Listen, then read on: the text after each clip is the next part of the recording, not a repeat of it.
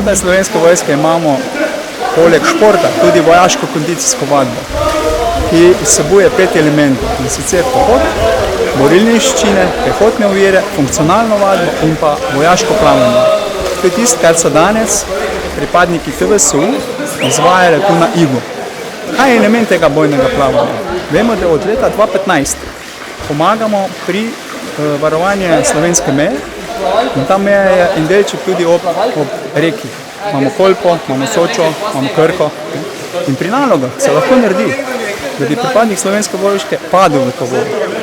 In če se mi usposabljamo, kako se rešiš iz tega zapletenega postopka, lahko rešimo življenje.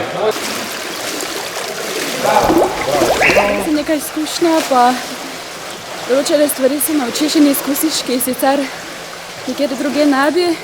Ja, bojno plavanje z uniformo predstavlja neki izziv.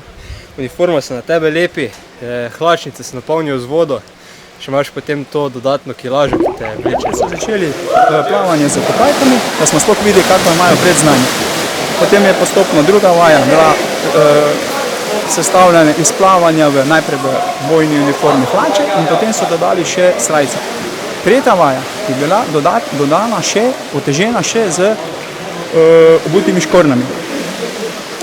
Četrta vaja smo dodali še puško in zadnja, 5. vaja je bila polna bojna oprema, kjer so pripadniki skočili v vodo in so se morali rešiti iz čelade in neprebojcev. Nisem imela nekih pričakovanj sicer, ampak meni je neki izziv.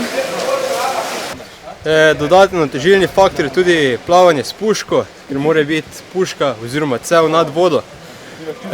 Ampak z dovoljšno mero volje vse zmoremo.